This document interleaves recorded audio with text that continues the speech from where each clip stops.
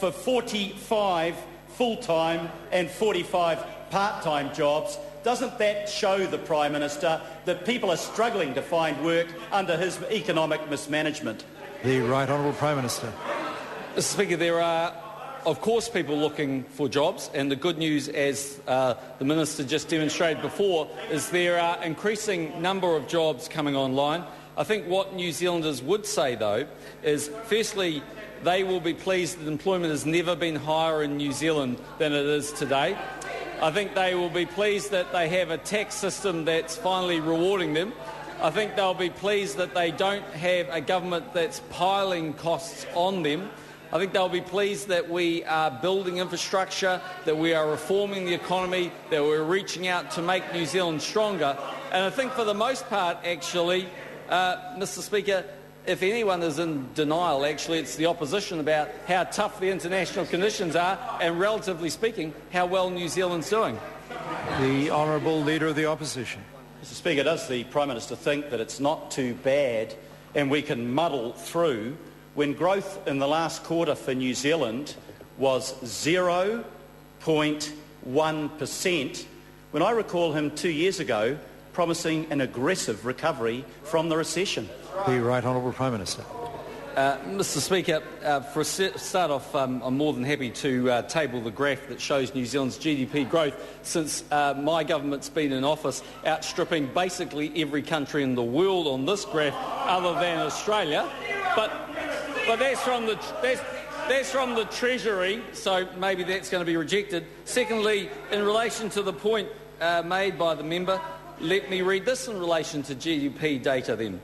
This is from the BNZ, Mr Speaker. There continues to be a lot of noise in the data at the moment.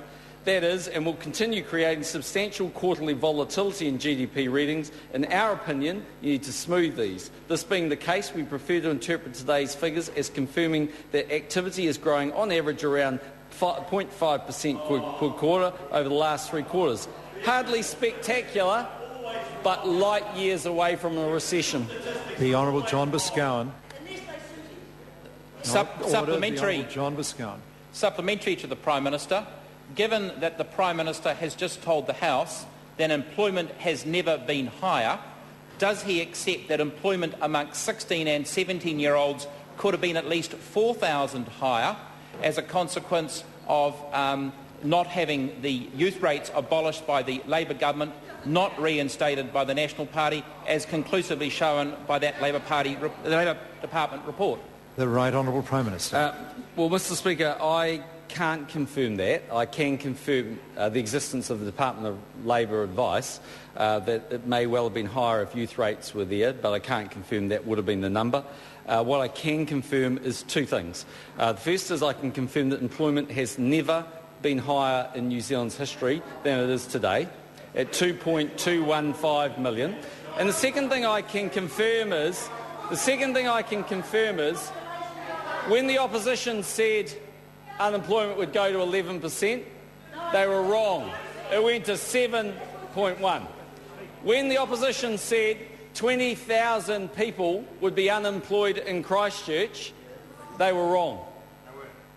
So the whole way through, they're very, very, very good at forgetting all their predictions, which, Mr Speaker, have been wrong. Well, again, Mr Speaker, the Job Summit, let's talk about the United States.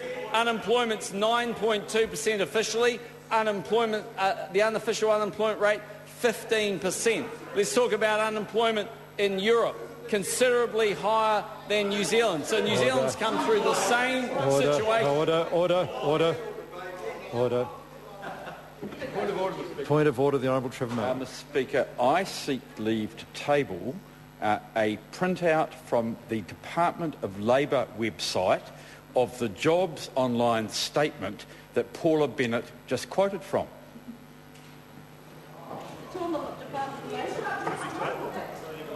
And the circumstances, leave is sought to table that document. Is there any objection?